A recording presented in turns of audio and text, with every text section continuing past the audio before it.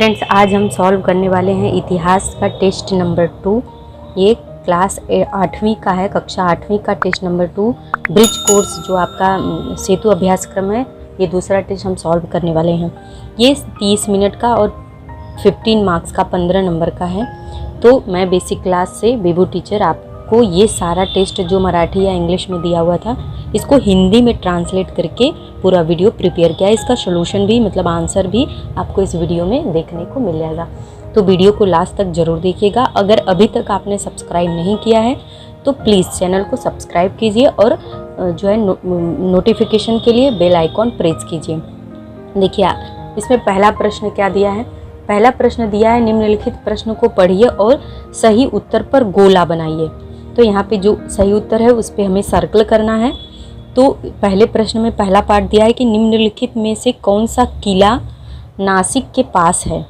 तो नासिक के पास वाले किले पर हमें सर्कल बनाना है, जिसमें रामगढ़, रामरोज, रामसेज और समायणगढ़ ये 4 किलों के नाम है, जिसमें रामसेज इसका सही आंसर है। तो इस पे हम गोला बना देंगे। फिर दूसरा दिया है कि ताराबाई और साहू महाराज के बीच युद्ध कहाँ हुआ था। तो इसमें कुछ जगहों के नाम दिया है, जैसे पुणे, चाकण, सतारा, मुंबई।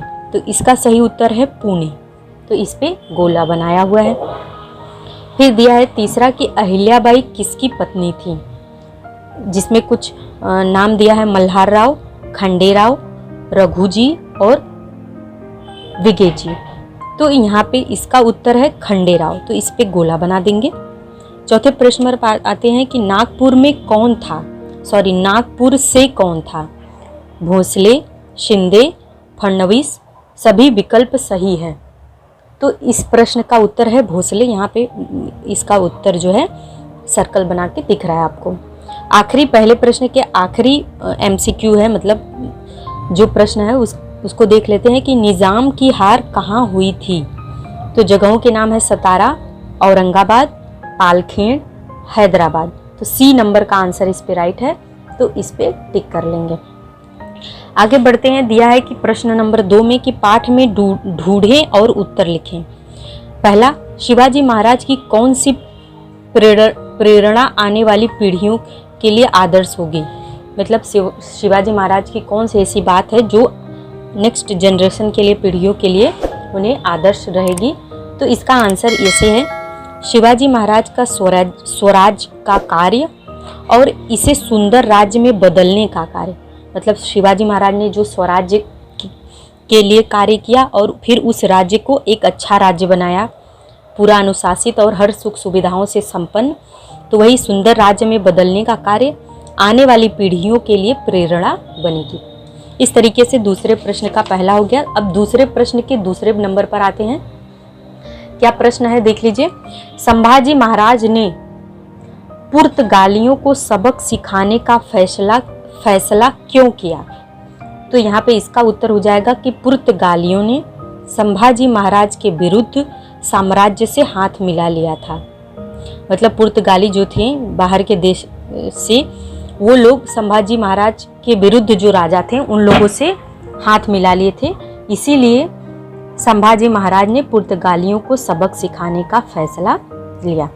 बस एक 2 लाइन का आंसर है, इस तरीके से इसको लिख लेंगे।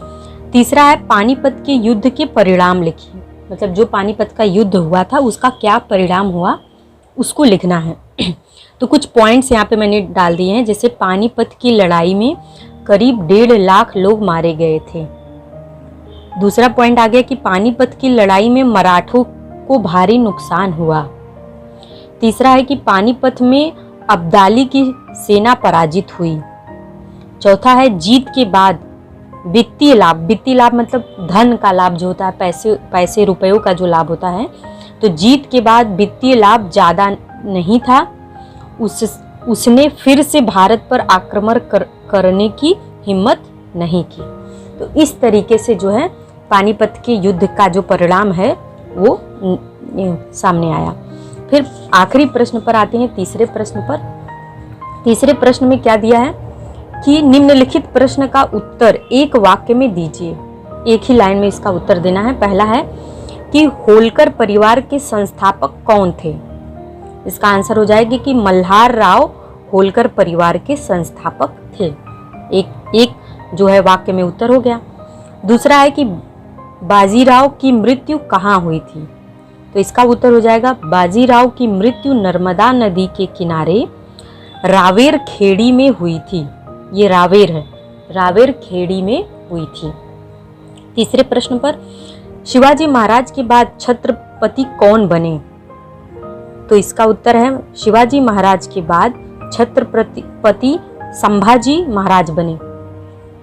इस तरीके से आखिरी प्रश्न आता है हमारा ये लास्ट क्वेश्चन, मालवा कहाँ है, तो इसका उत्तर हो जाएगा मालवा शहर।